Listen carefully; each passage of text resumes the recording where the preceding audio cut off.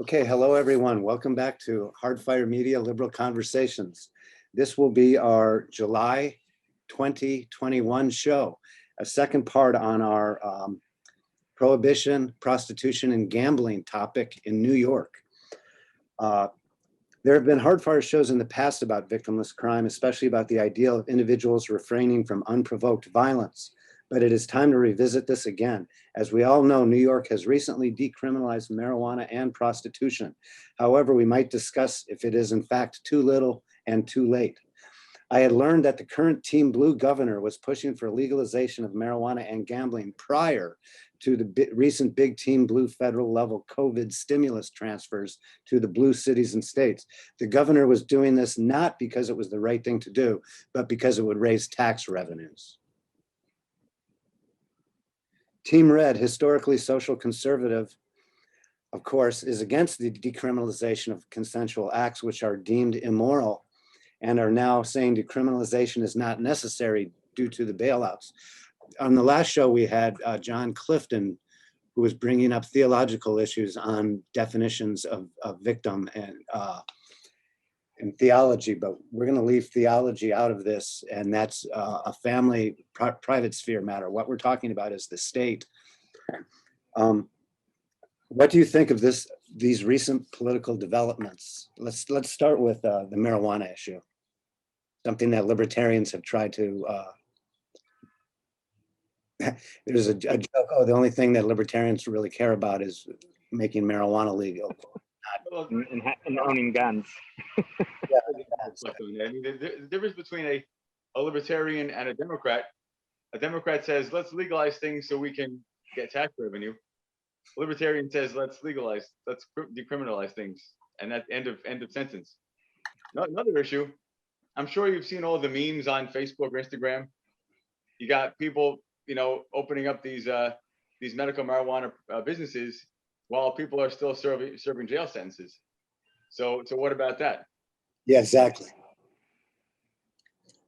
And also, it's very hard to open a business because a lot of them are still only accepting cash because banks won't. It's like banks won't allow them to dabble in drug-related businesses yet because the federal government still says it's illegal. Yeah, it's just like that is the big issue, is that they can't get bank accounts because at the federal level it's right. So a lot of cash, and again, unintended consequence, a lot of violence. Then, right. If you've ever been to, has anybody been to Alaska? I was in Alaska a couple summers ago, and they were one of the first states to legalize it. You walk into those places that sell CBD creams and things like that, and they're like fortresses. They're you've got to show an ID to get in, and because it's just so much cash, right? And so until it's legal at the federal level, then it's really not legal. They say they're not bringing as much tax revenue as if like they originally planned. It's like, well, why do you think that is? Because they're definitely not reporting how much they're getting. I mean, good on them, but at the same time, it's just like, how did you not think this through? Well, a lot of that has to do, I think, with our foreign policy. In that our foreign policy, Nixon's war on drugs, we're telling people in Afghanistan what they and Colombia what they can do with their land. And that's part of our foreign policy. And so at the federal level, you have huge interest for prohibition.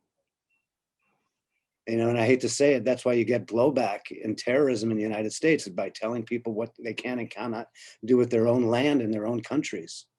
I had a friend that got Ron Paul a lot of boos in 2005 when he said that on the Republican debate stage. Huh? He talked about blowback. Everyone was like, got super, super upset at him. And I mean, today he's being proven right. He's being proven right on a lot of things. Blowback is a real thing. You can't keep pushing people around, think that they're just going to be like, no, it's democracy. We're getting democracy, guys. Just like ignore the fact that they're bombing innocent people.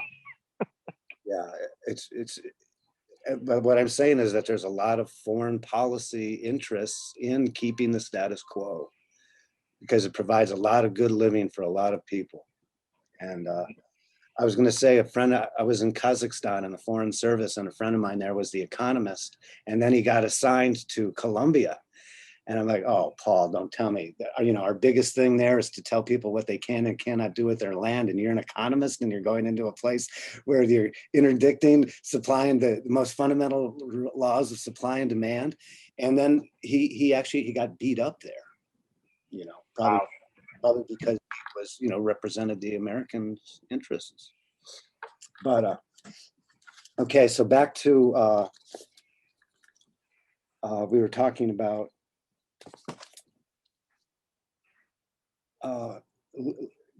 marijuana, gambling, and prostitution. Let's start with decriminalization and an overt legalization of marijuana. However, is still classified controlled substance by the federal government, and meaning that pot firms can't get bank accounts, the cash crime. We've discussed that. The current Team Blue Senate Majority Leader from the great state of New York has recently called for the legalization of marijuana at the national level. You know that? I do know. Yeah. But of course, this remains to be seen, as in general, Team Red is against this idea. Not that we have anything approaching bipartisanship these days. Okay, so New York State has decriminalized marijuana, but they're not allowing sales because it first wants to set up a new regulatory agency, the Office of Cannabis Management. You're right. It's funny to see how the state always tries to catch up with things that people are doing already. You can't make $1 without them wanting 70 cents out of it. Really about 50 cents out of $1, but yes. Yeah, I'm still kind of confused on what's legal and what's not. I went to the weed parade last month. Chuck Schumer was there. A bunch of Democrats were there cheering it on. I'm just like, where the hell were you for the past, 10 decades that you've had to do things and make this, and now all of a sudden you realize it's good and you're acting like I'm the champ. I championed this. You guys helped, but I was the one. It's just like, you guys are ridiculous. And I talked to some people. Right. Where were you for all that mountain? Yeah. I'm curious. Like you're going to take credit for the ski slope down, but you're not going to take credit for about the incarceration. Doesn't our current president actually weren't they involved? He deserves a lot of credit. A lot of credit for the #1 incarceration rate in the world. Okay. I was speaking with people there, and they were talking about how they want the licenses to be handed out fairly to people who've been victimized. And I mean, I get where they're coming from. Obviously, there's big tobacco money and big money in general that are just going to go around opening up marijuana stores everywhere. And we want people who have been dealing drugs and have been victims of, being criminalized to be able to open their own business so people of color can, actually profit and create wealth from this instead of creating, more incarcerated people. But at the same time, it's just like, who is the government to decide, like, you get one, you get one, you get one, you get one. And I think at the end of the day, what we have to do is just, I have an idea. I mean, my campaign is decriminalize all drugs, expunge all records, let people out immediately. And I also have this crazy idea for what I want to call like a wash rule that will allow drug dealers to have a one-time grace period where they can wash as much money as they have from a legal business into the banking system for like 10, 20% taxed as much as, I don't want to see it taxed, that'll be a way to get, the Democrats on board, be like, hey, at least you're getting some tax money, and this will allow the money to become clean and for them to now make their businesses legitimate. Yeah, Matthew, a lot of that is what's known as the precautionary principle, where instead of say we were talking about selling shoes or clothes, why would the state need to step in and create an office of clothing Right. Why There's a million coffee shops in Brooklyn. exactly? Why do they just open? They just pop up. You don't need coffee licenses. Well, you only license, but there's still lots of regulations that still govern any type of restaurant, any type of store. So maybe not specifically coffee, but there's still a net of regulations that they're dealing with. Whatever you want to do. You're seeing. It's also a slippery slope. We get comfortable with regulating these things. We understand, marijuana is regulated, gambling regulated, driving your car is regulated. Once we're comfortable, then they gradually want to expand it to other things that they deem dangerous or unhealthy, whether it's fried foods or salt or sugar or whatever, whatever they want to. Determining what's essential. We've allowed the state to determine what's essential. Mm-hmm. Individual.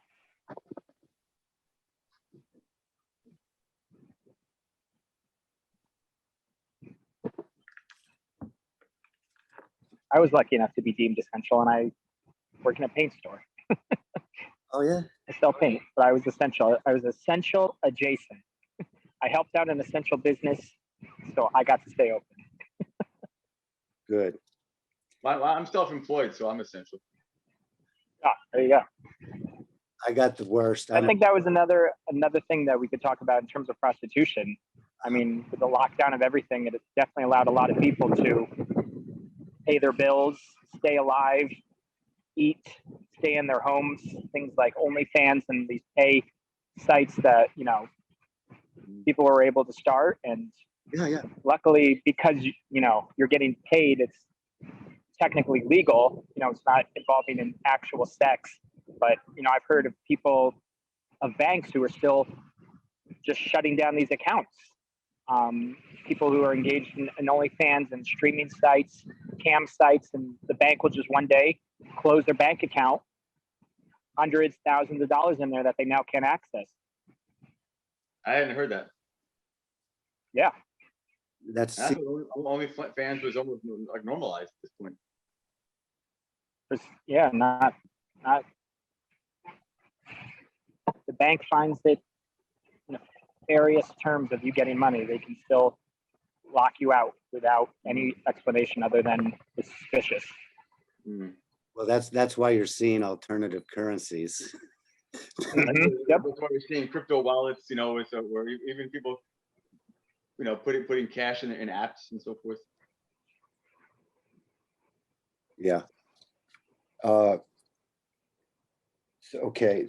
So an example of this Office of Cannabis Management set up by New York.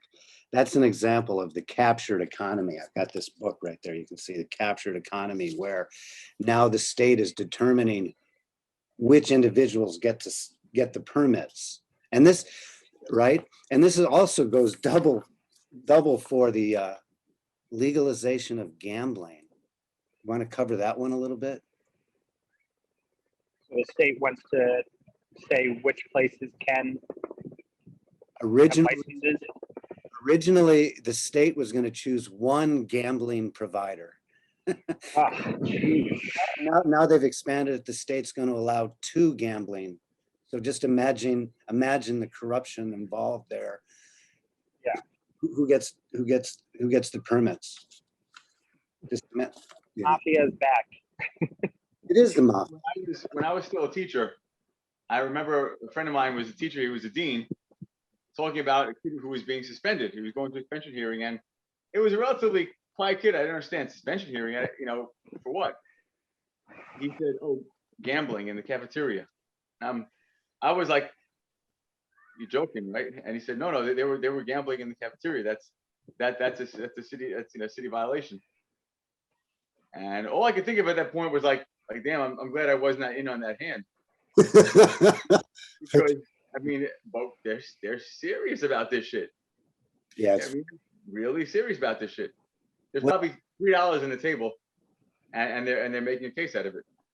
stamp it out before it starts, right? Yeah.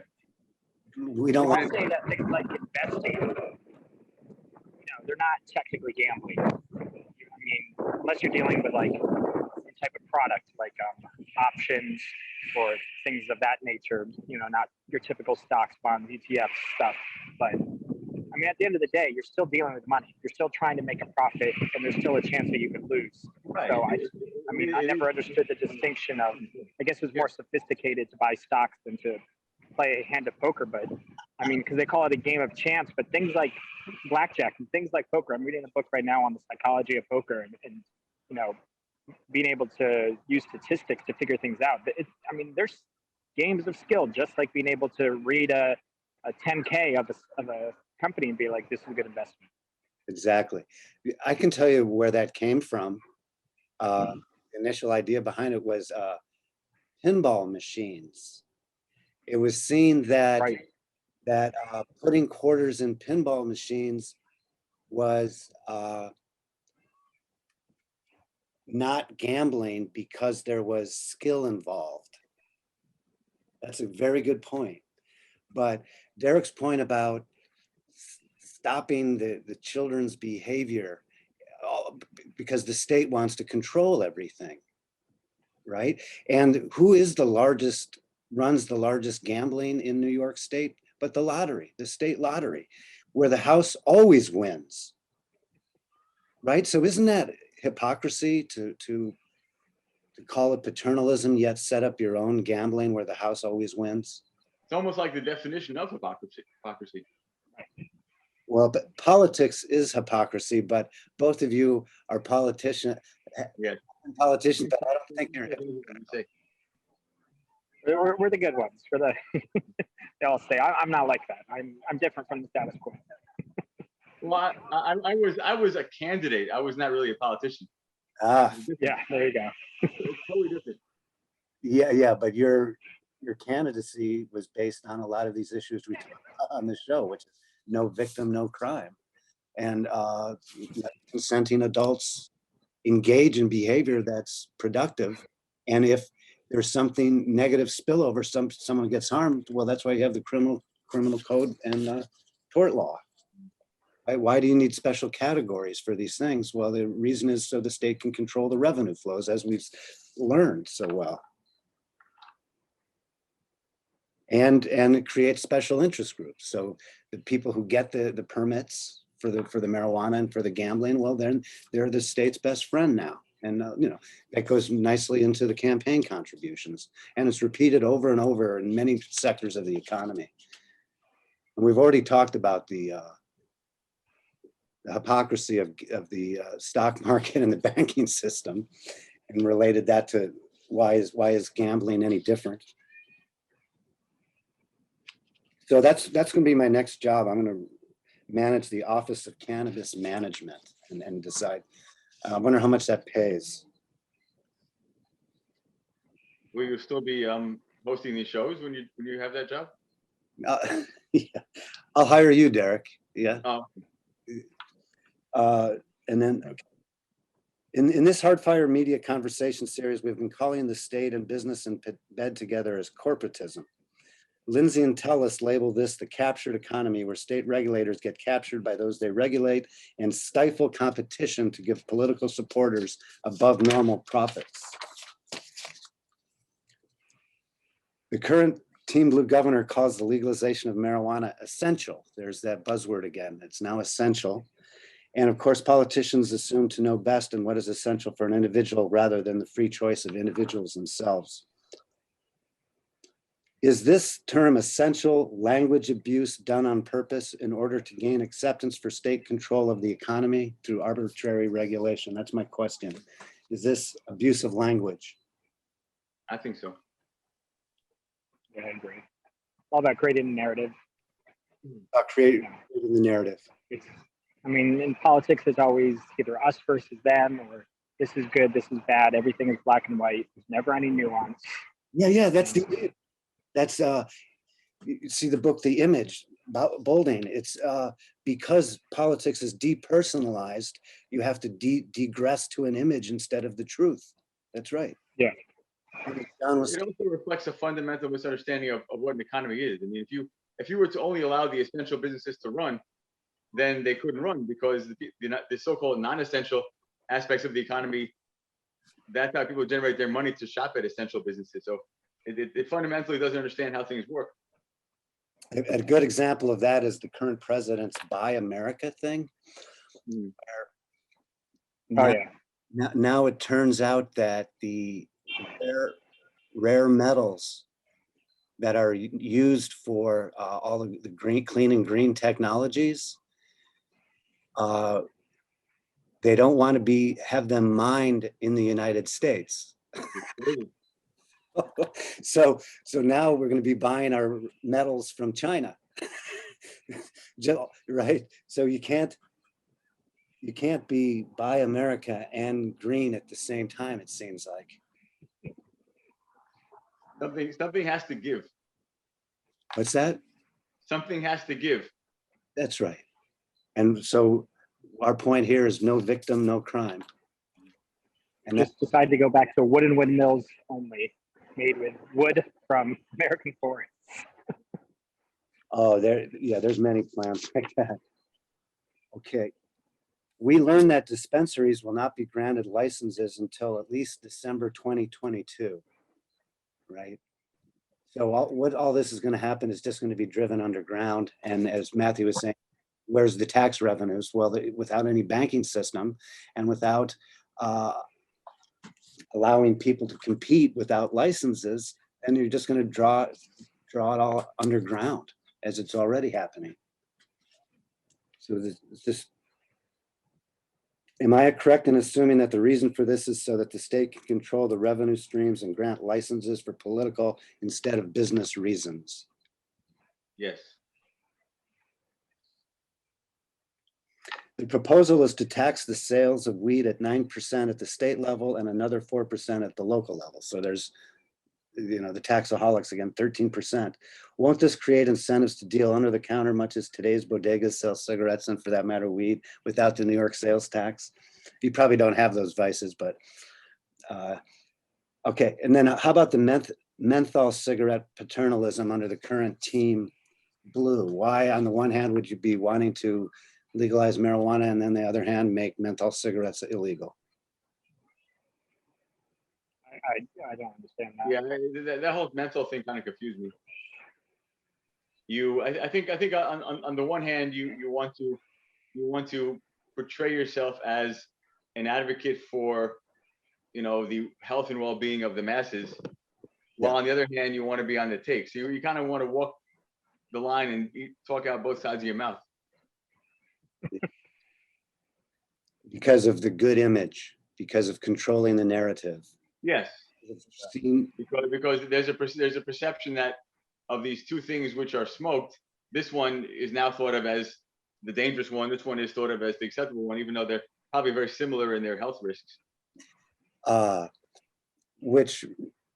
even if marijuana, well, it's decriminalized, but you still can't smoke it in parks or at beaches, right? Because you can't smoke cigarettes there. Mm. We did a protest. Yeah. Well, we joined the protest that was already in place. Yeah. So what it does is just draws it underground. Well, I suppose you can consume edibles. And I guess I kind of understand where that's coming from. Like, understand if you're kind of violating other people's space if you smoke near them. Right. I mean, some people don't want to be exposed to secondhand smoke, and some people don't want to be exposed to. But wouldn't people just do that out of just respect for others anyway? I mean, why do you think? It becomes a complicated issue, because then you have things like barbecuing, like somebody's running a barbecue, that you can smell that smoke too, or somebody is playing loud music at a family event, whether it's at home or at the beach.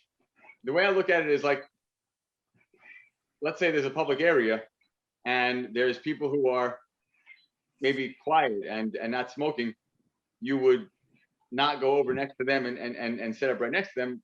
Whereas at the same time, if you had a group who was loud and smoking already, you would not expect you to go over next to them, be quiet, and then urge them to be quiet too. It's like whoever kind of claims the space, you give them space, and then you take the adjacent space. But that's civilized. That's Nozick also. That's an old classical idea, is that the person who works the land first has the right to that land. Yeah. So we've That just, problem will sort itself out. Trust me, I've been to the beach and people are smoking marijuana on the beach. this year? Every year. 5 years ago. Great. Okay, so we've just got about a minute left. I'll try to wrap it up. So we started this series on victimless crime with Nozick's observation that the personal use of intoxicants, prostitution, and gambling are capitalist acts between consenting adults. We have already laws against fraud, kidnapping, and unlawful restraint. Why do we need to regulate these activities more so than we would the sales of clothing or food? So that's all I have. Anybody else have anything you'd like to add before we wrap up? I just want to make a bold statement in regards to mass incarceration. Yes. That it just seems like ever since slavery ended, the system has been trying to put these people back into some type of chains, whether it was Jim Crow, whether it was redlining, whether it was the war on drugs. The system has just been desperate to keep these people oppressed and get rid of them. And Yeah, it needs to stop. And they can't keep making up new laws. And we need to get rid of victimless laws and let people live their lives. that's right. And that's why we have the Hardfire media to discuss these issues and to try to open people's minds about way things could be. And we don't need an incarceral state. The largest incarceration rate in the world in the United States. My feeling is for a ruling demographic who understands that it's going to soon be a minority, I would think it would be wise to sort of ingratiate itself with the coming majorities more than try and stay on their bad side. Exactly. Good point. Well said. Good points all. So thank you for watching Hardfire Media Liberal Conversations. Thank you, Derek. Thank you, Matthew, and we'll see you next time. Laters.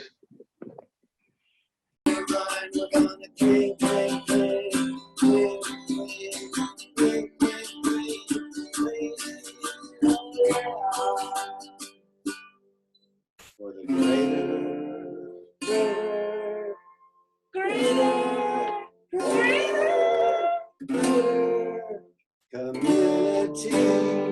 1, 2, 3.